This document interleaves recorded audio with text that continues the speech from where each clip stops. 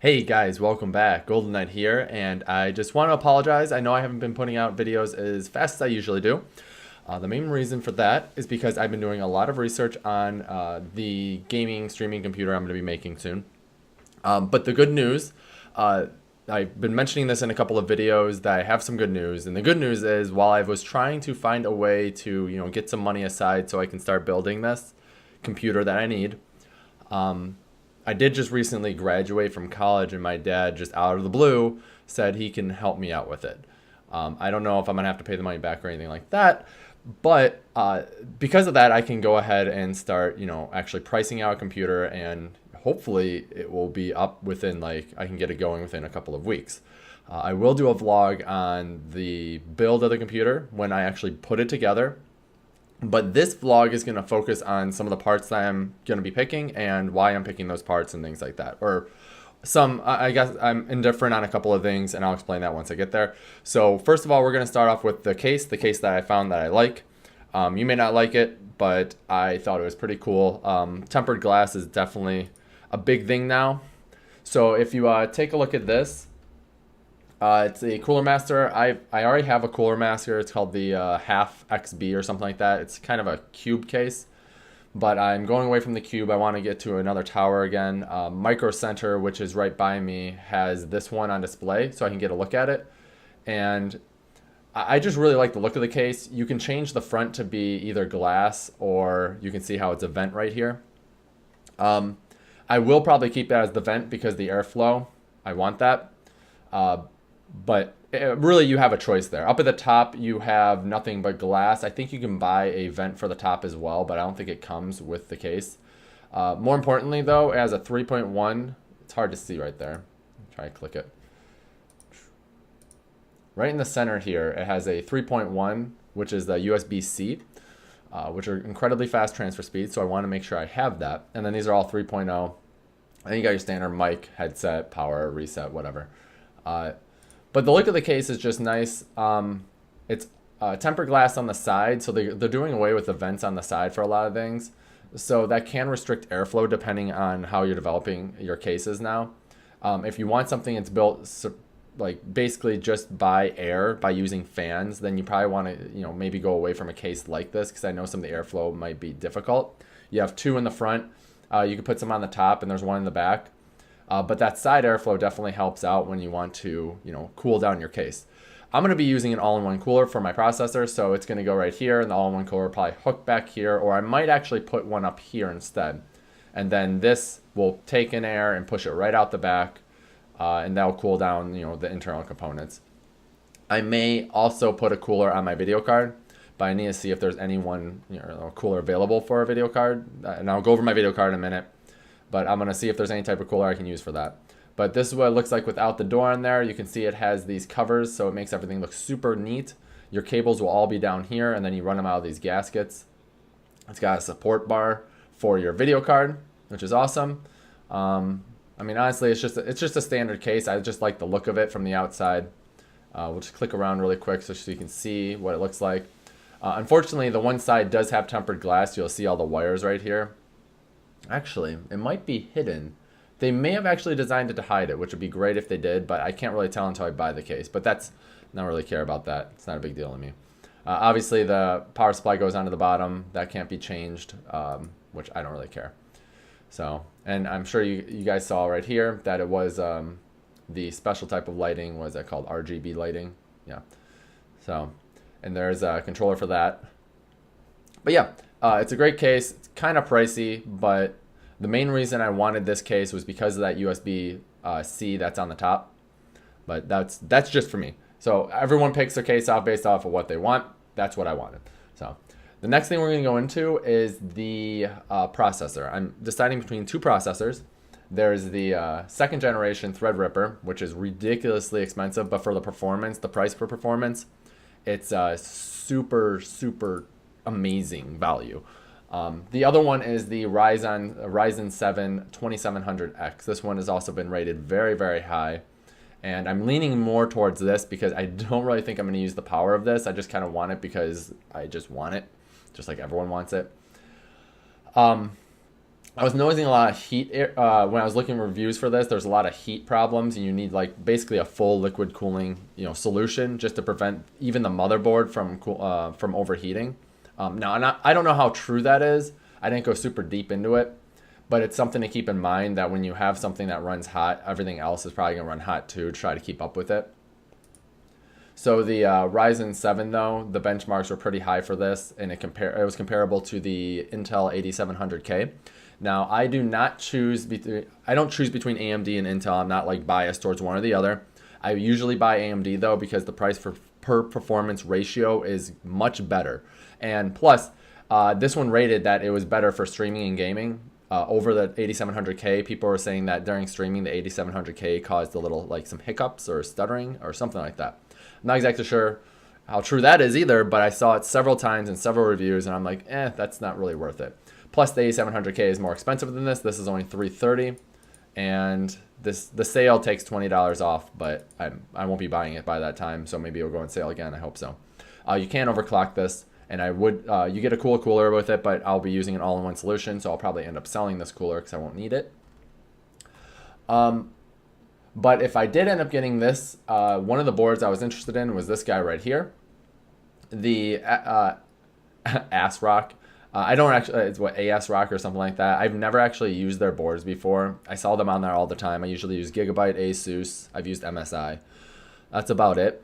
But this one actually stated I was ready for the second gen Threadripper, which some of the others I don't think were, or you'd have to update the BIOS. So this one basically means that you either have to update the BIOS, but they have the upgrade ready, which is great, because not all of them have it ready. One of the things that's kind of nice, I guess it has a 10 gig LAN, but that doesn't really matter. All my LAN stuff in here is it's gigabit, so it's just 1 gig. So a 10 gig line is going to mean absolutely nothing to me. It's going to go down to 1 gig. I actually saw a guy complaining about it because some of the boards that he was seeing for the Threadripper didn't have a 10 gig thing, and he gave a really low review.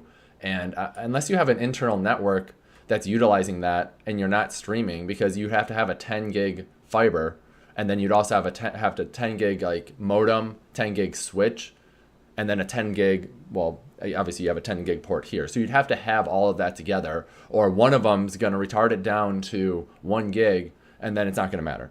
So honestly, it's not going to matter to me. I have 100 meg line, so I don't really need that.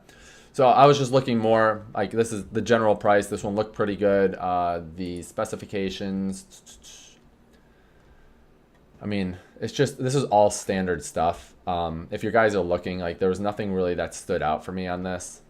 Actually, there's one thing I actually noticed. When I built my computer, you had to choose between AMD Radeon or NVIDIA.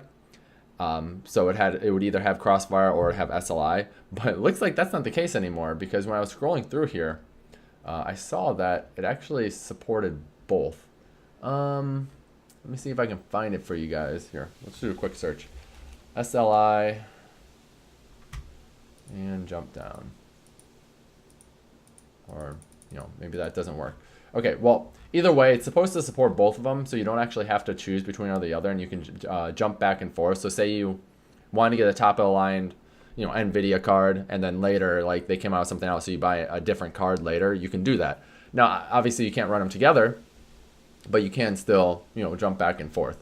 I wouldn't really do that. That'd be kind of silly, but yeah, that's about it. I think this is more meant for like if you're creating a server or a workstation where you're going to be doing like editing and maybe even streaming alone, and you can use this to stream and then do other things at the same time. But other than that, I don't really feel it's completely necessary for me to get it, which is why I'm leaning the other way. So we're going to jump over to the other one. So I've had good experiences with Gigabyte boards, which is why I like this one. It doesn't mean I'm going to choose this one. I'm going to look at some of the other ones, but this one looked really nice. It said it was Ryzen 2000 ready, which is the newer generation. They had, they had heat sinks for on top of the M.2 solid state drives, which I am getting one of those. So this is very important because they do get pretty hot. Now, I don't know if they overheat. I saw the motherboard saying they had this so it doesn't overheat, and they always blow things out of proportion. They make it seem like you're getting something amazing when it wouldn't even matter in the first place. But the fact that it's there, whatever, I'll use it. The normal stuff, I mean, it's got 4 DIMM slots, which I'm only going to be using 2 of them for now. Oh, one thing that was different between this one and the other one is dual channel RAM versus quad channel RAM. This one utilizes dual channel RAM, which from single channel to dual channel, the performance gains were incredible, which is why you should definitely run things in dual channel. But for quad channel, obviously you have to have 4 memory sticks in for quad channel. The performance gains for that are minimal at best, and some people say you don't even notice them at all. So you're really not going for that in the first place. So you want to make sure you're utilizing the quad channel, so you're at least getting the dual channel. And I don't know if it downgrades to dual channel if you want it, but since I'm probably leaning towards this anyway, it won't really matter because I'm going to be using dual channel. I might even try to fill up these slots as soon as I can, just because I want max memory. Just because I never really had it, so I just kind of want it. So, but I'll probably never even use the memory that I need. Right now, I'm not even. Right now, let's see what memory I'm using. Right now, I have 16 gigs memory, and I'm only using 5.2 gigs. So, yeah. So the other parts of this, there's 2 PCI Express 3.0 slots, so I can put 2 video cards in here. I'll probably be using 1 video card. I'll upgrade to a second video card later if I want to. There's a reason for that. I'll explain it later. It looks like it's got 2 times 4 slots, and then it looks like it's another PCIe. I don't know what speed that is. That's a 2.0. Let's see. Yeah, those are 2.0 slots times 1. Sorry, I thought that was times 4. That was my fault. And this is a times 16 slot. So most of the things that you expand off are PCI slots. You can do you can plug solid state drives into these if you don't want to use the M.2s, but the M.2s are pretty quick, which is why I'll be using that. It's got SATA connectors, so I can plug my regular hard disk drives into stuff. It's got USB 3.0, and it should have USB C front port compatibility. If it doesn't have that front port for USB-C, then I won't be getting this board. I need to look into that a little bit more. And you can see that it supports DDR4 3600 plus. I will be getting 3600 RAM. I don't really think it's necessary to have anything faster than that. But other people beg to differ on some of those things, but yeah. So here's the comparisons, the benchmarks between all the high-end processors that are out there. And you can see that obviously the Xeon is going to whoop butt. And that's mainly because it's meant for a server, and the Xeons have always been great. But if you look at the prices here, you can just tell that if it's a high price, it's going to be an Intel. I mean, this is $1,900 Intel, $3,500 Intel, and then, whoa, $900, it's the Ryzen Threadripper, which is the other one I was looking at, and you can see the performance is amazing.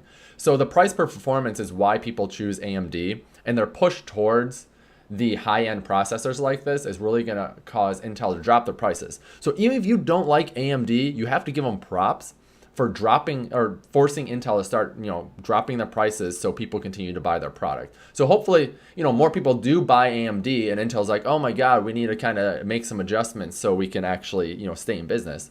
But I don't really see AMD ever beating Intel, just like AMD will probably never really beat NVIDIA unless they start trying to dive into other parts of technology. And that's mainly because Intel really focuses on, processors. And NVIDIA really focuses on video cards. I think Intel makes a couple of other things. I know they make a couple of other things. I don't think NVIDIA does make a lot of other stuff. But AMD, they make a couple of different things. They're competing with 2 really big companies, and they're still doing a good job with it. So you got to give them props for that. But you can see the other prices are pretty high until the next drop is this one's $1,800, which is still up there, but this is the other Threadripper, which the performance isn't amazing, but like I said, this is meant more for a workstation, or you can even say a server. Though they do have server processors, which are called the EPYC. And you can see how high up those are. That's ridiculously high. So I haven't really looked at the benchmarks. I'm not making a server. So the one I'm going to be getting is right down here is the 2700X. And you can see how it's lower. It's like 10,000 points lower, but that doesn't technically mean it's bad. So you really want to look around and look at reviews. There's a lot of reviews out there, people posting benchmarks of how it runs on specific specifications, stuff like that. Always look around, but the 2700X was supposed to be incredibly solid. So I think I'm going to end up going with that, but we'll see. The next thing I want to go over is the video card that I want. I was thinking of doing NVIDIA. NVIDIA just came out with their new line of video cards called the RTX 2080. And AMD, the Radeon series, is supposed to be coming out. I think it's called Navi, but it's going to be coming out mid 2019 or all the way to 2020. So I can't wait that long for a video card. And I really want the performance of this video card. But at the same time, I might not get this one, and I might end up dropping it down to the 1080 for now, the 1080 Ti or something for now, mainly because this card was focused around 4K gaming, and I'm going to be doing a lot of 1080p gaming. Maybe I'll jump up to 4K later, but the fact of the matter is I'm a small-time gamer, barely anyone knows me, so there's no point in me trying to push all the way up to 4K, and no one's even going to watch it anyway, no one's going to really enjoy it, and the people that are going to enjoy it, they're not watching in 4K anyway. I mean, even if you're watching on 4K, like say you are watching on 4K on your phone, you're really not going to notice it because the pixels are so small that, you know, if your screen supports it, you're not going to see the difference. Now, I can try to push up to higher frame rates, but I'll have to change some things. So I may end up getting this RTX 2080, but the price is crazy high. If you look at the benchmarks here, you can see the 2080 is on top. Well, 2080 Ti is, of course, above that, but you can see that this is on top. This one is not available just yet, or it's sold out. I'm not 100% certain. I know it's on Newegg, but it says all of them are sold out. So I don't know if it's sold out or what. But you can see the next comparable card is the 1080 Ti, which is only 1,000 points lower, or 1,700 lower, and it's 650. I feel this might be a good option instead of trying to push up to that one, or even the 1080 alone, which is down lower, is like $450. So I'm not 100% certain. I would like to get this, but I mean, if the 2070 were to come out in a month, maybe I could get it. But I don't know. I'm kind of at a crossroads with that. I know I'm not going with the RX Vega 64 because the price is so down there. Like it's at $500 and the rating's down here, and the 1080 is $50 more, and it actually is already up. And then of course it gets higher, more expensive. So that's what my thought is for my video card, but the fact that you can jump back and forth when you want to is pretty cool. So I'm really liking that. I didn't know that they did that. I haven't looked at computer parts for a while. So the next thing is going to be memory. I just grabbed some memory that's 3600. I didn't really look into it.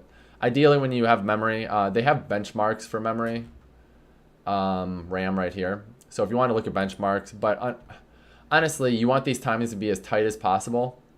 And I believe the case latency you want to be low. I think it's lower. But really, you're probably not going to notice. Like if this were to change to 18, you're not going to notice it. I mean, if you're doing a lot of calculations, then you would. But for gaming, I highly doubt you'll notice I don't think you'll notice it. I'm sure a lot of memory experts out there will say, oh yeah, there's ways you can notice it. But I don't really think it's going to matter at the speeds it's running. And the fact that, I mean, I've been playing on my computer, which has, hold on. I forget what it has in here. I don't know if this tells me. I'm pretty sure it's DDR3, and I am 1600 megahertz right now. So, yeah, obviously this is going to be more than double my speed right now. So, and I probably won't even notice that because, the memory is just being used up when it needs to be. So, that's the memory I think I'm going to use. Now, a good tip for memory, you can buy this is the lower end stick for 20 whatever, which is pretty expensive. But the nice thing about this, if you can find this exact same model, the Sniper X, they will usually have better timings on it. It will be overclocked or something or whatever they do to it.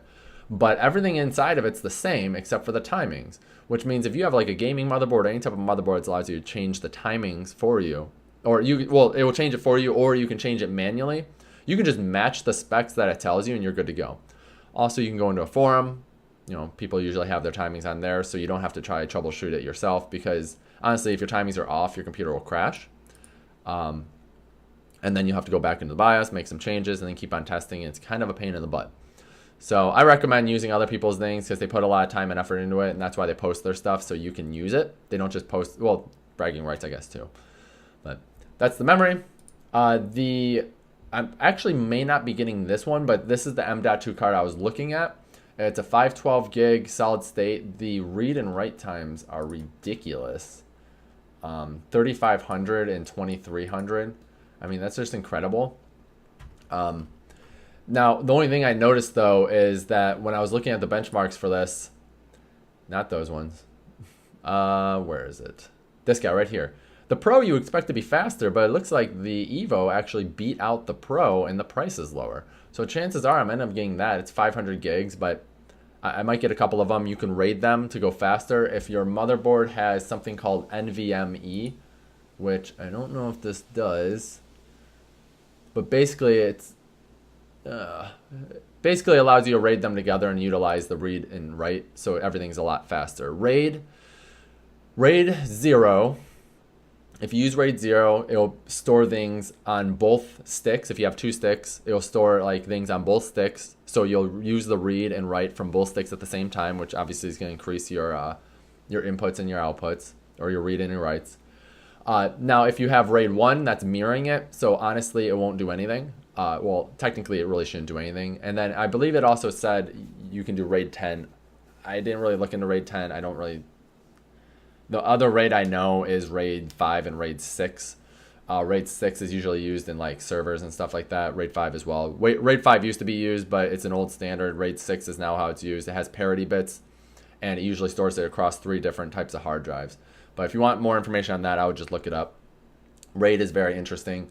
But essentially, if you had RAID 1, you would mirror this drive. So if it failed, you'd have a backup drive. That's all it really does. But RAID 0, it just makes 2 drives, combines them into one, and does the read and writes. So if one drive's failed, though, you lose all the information on all of the drives, which sucks. But I haven't had a drive fail. My server is actually set to RAID 0, but I also have a backup to SpiderOak, which is a cloud service, so I don't really have to worry about that. Or if it does fail, I can just restore it and whatever. But considering the price difference, I may actually go with the Evo on this one. But yeah, these M.2 cards are ridiculously fast. I do recommend looking into them. Oh yeah, it says NVMe right here. Anyway, these are ridiculously fast. I do recommend looking into them, especially since the price is so low for like what you're getting. It's incredible. I mean, I probably spent about $150 on my solid state drives that I have in there. I have a couple of them, and it's 256, the one I'm using right now, and the read and writes are not that fast. I would tell you what they are, but I can't remember what they are.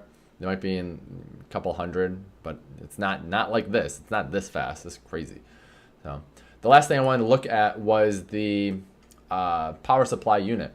So I am getting a 1600 watt power supply unit. Now you might seem that's ridiculous, but I plan on upgrading this computer multiple times, and I don't want to have to upgrade the power supply multiple times because power supplies are very expensive. Plus the price here is ridiculous. I mean, you can see it's 51% off, and it has great reviews.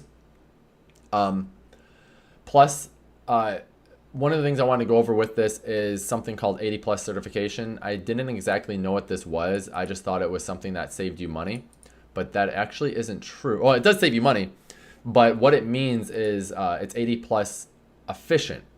Now, 80% efficiency or 80% and up efficiency, I'll explain that in just a minute. But the ratings that they're available are what? Bronze, silver, gold, platinum, titanium. I believe those are the levels. The higher the levels go up, the more efficient it is. So this one is actually, even though it says 80 plus platinum, it's more than 80%. It's closer to like 94% efficient. The efficiency is based off of different levels though. So if I had a 20% load, it might be like 94% efficient. If I had a 50% load, it could be like 93. You know, it changes. There are wikis and stuff like that going over this stuff. So I do recommend looking into that if you're more curious about it. But at least if you're getting anything that is just 80 plus certified, you're getting a good deal. And this is why it matters. So throw this number out. We're going to make this a little bit easier. So say you have a 500 watt power supply that obviously isn't 80 plus certified. It is only 50% efficient. So it's a 500 watt power supply that is 50% efficient. What that means is that when it pulls in power, it's going to pull in 750 watts of power. It will throw out or waste 250 watts, and you'll be giving your computer the 500 watts because it's 50% efficient.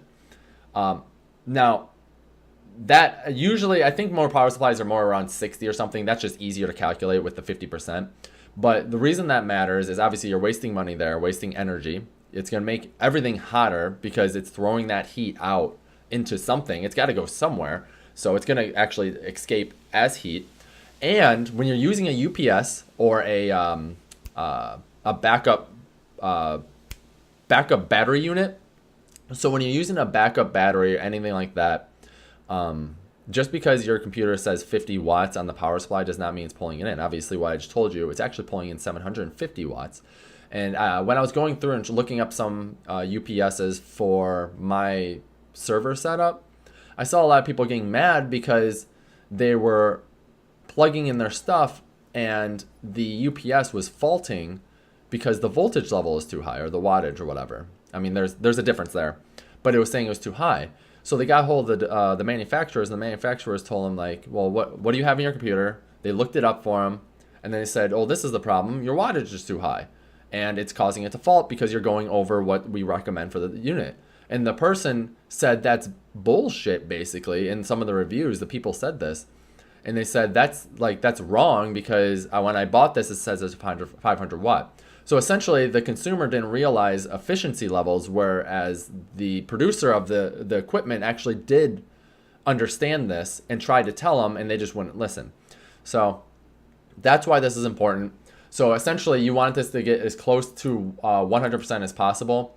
But really, the reason I went with platinum and not trying to look for a titanium one is because the percentages were just minimal right there. It's about 1 or 2%, and I didn't really feel like trying to spend extra money on it when this one is this low. I'm sure they'll keep on getting closer and closer to 100%, and eventually power supplies will just get to 100%. But yeah. But this guy, with all the power that it has, I can run this guy without any problems. I can plug in a bunch of these, but these don't use that much power. I can put all my memory in, and I can put technically 2 of these cards in. I could probably put 4 of these cards in if I wanted to, and it'd still be able to support it. But I'm not certain on that. It might be able to support it, but I wouldn't be doing 4 of those cards anyway. I mean, like, I'm not rich. So, but there's my general setup. There's a couple other things I might add. I might get a new monitor. If I go with NVIDIA for my card, unfortunately, I would have to use G-Sync for my monitor if I wanted to do that, which, if you don't know what G-Sync is, and there's another AMD brand, well, it's not AMD brand, but it works with AMD only, the Radeons, is the FreeSync. So G-Sync and FreeSync, G-Sync is owned by NVIDIA, and it costs a lot of money to implement into monitors, and basically eliminates the need for V-Sync on your games. So it reduces tearing or eliminates tearing altogether, or stuttering or ghosting. But I know it definitely eliminates tearing. FreeSync is free. So it's very cheap to implement on monitors, and it's supported by Radeon.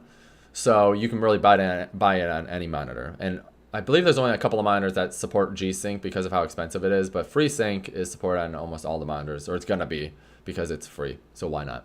But the fact that the monitor, when I'll take over the V-Sync, actually reduces the strain on the video card, which means it can be used for, your frames and stuff like that, instead of trying to also reduce tearing. So there's the difference there. So I think that is just about everything. Okay, guys, yeah, that is just about everything. That's basically how my setup is going to be. I'm really looking forward to it, and if I do end up going with the Ryzen 2700X, things will be a little bit cheaper for me. Also, you probably noticed that my background's now different because I actually moved my desk around. My girlfriend plans on playing some games with us eventually, and I have her, she'll be set up right over there. She doesn't have a computer yet. I'm actually going to change my computer from the one I have now into a computer that she can use. She'll be playing a lot of the easier games, or less intense games such as Minecraft. I know she played The Sims, so she likes The Sims.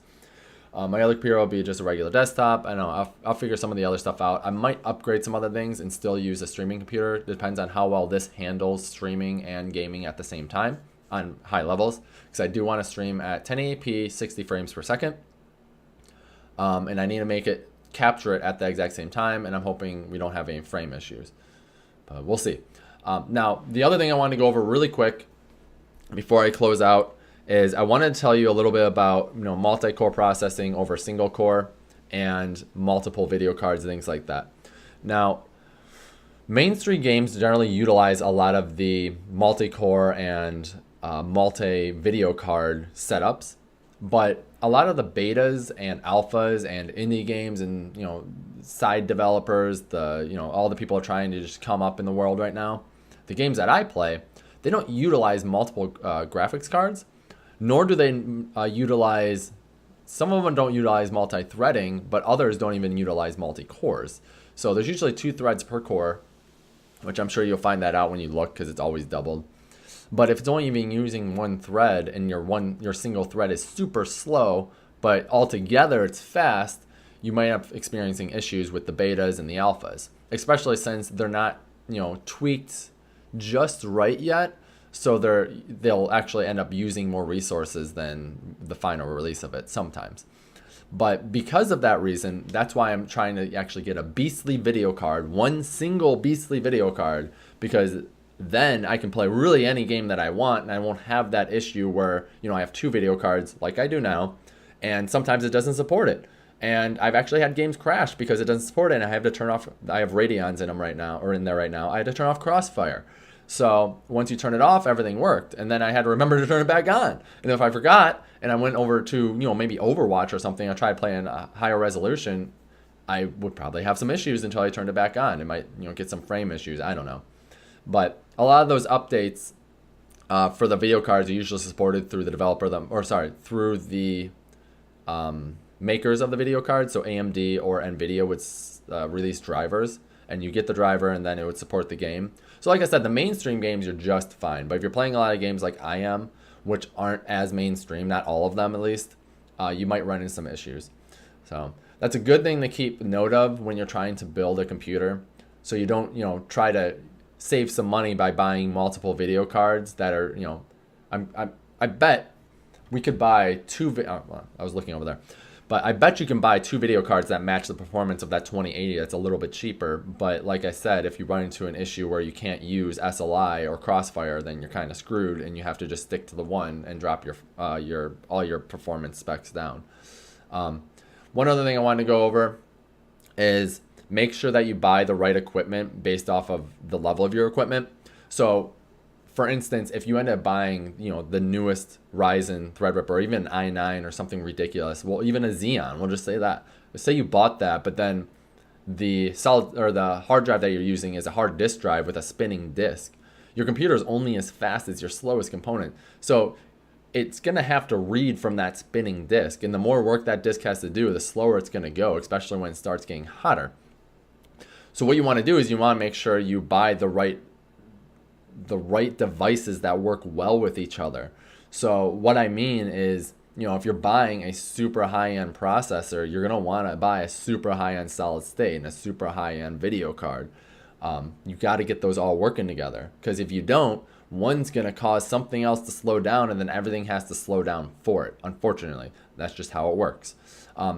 One way to get around the issue with hard disk drives, if you like using hard disk drives, is try to designate hard disk drives for specific tasks. For instance, reading and writing, separating them. And what I mean there is, say you're trying to record your video, install your operating system on one hard drive. Now, I would recommend putting that on a solid state drive. And then install maybe your game on another hard drive. And then have a third hard drive in there, and that hard drive is meant just for recordings. So you record to that. So all that hard drive is doing is writing while you're gaming. Your gaming's doing the reading and maybe a little bit of writing, because it's going to have to do a little bit of writing. The other one's doing all the writing. And then your operating system's all by itself doing its own thing. And the upside to that is you're spreading out the load, so it's going to make it a little bit better. So if you run a performance test on that, it'll still be slow, but you actually will get better performance gains by doing that. I have tested that myself. That's how I run things, and it does work better. If you just think about it, if your operating system's trying to read and write, your game's trying to read and write, and now you're trying to write as well, and it's just one little, or four spindles that are just writing on these disks, obviously you're going to have performance issues. So I do recommend getting solid state drives, though, especially as cheap as they are. So definitely look into getting those if you're ever going to buy a computer, especially nowadays. Excuse me. So if you guys are looking for a computer and you don't want to build one yourself, I do recommend looking at eBay. There are some great prices on there. My friend has actually priced them out, and we don't even know how they make that money. Their prices are so ridiculous, and they come with free games and software and stuff like that. They definitely are doing it right on there. The only downside is there's probably not as much support as there should be for those. So if you end up buying a computer and then you have some issues, you're not gonna get the support behind it. But if you know computers a little bit, you can still get a sweet deal on eBay and then, maybe fix things up, add things to it, do whatever you want. But chances are a lot of the people doing the stuff on there won't know too much about it, so you have to be wary of that. They might not set the BIOS up properly so it has everything working together. It doesn't have everything overclocked. You have to do that yourself. I've even saw someone put a computer on there that had two. This is older, but it had two processors in it. It was a server motherboard, two processors. He said the ultimate gaming machine. Now, you guys that know anything about computers, yes, a server with two processors, like really high-end processors, and 128 gigs of RAM and all this other crap, of course it's going to be able to run games. But you're not utilizing that at all, and I believe it costs like $6 or $7 grand, and it's just a complete waste of money. So, and I just found it ridiculous that they call it a gaming machine when that's not what it was. They should have at least called it a workstation / gaming. So at least they're telling you that it is a workstation, but you can use it for gaming. But I don't know. But anyway, guys, I hope this was informative. If you have any questions, you can post them in the comments below, and I'll try to ask them. Or you can just search it yourself. There's a lot of crap out there. That's how I learn all my stuff anyway. Plus, I learned some of it from school. So if you guys do like my videos, obviously like, comment, subscribe. And the next vlog is most likely going to be my computer build. So look forward for that. But thanks for watching, guys. And until next time, huzzah!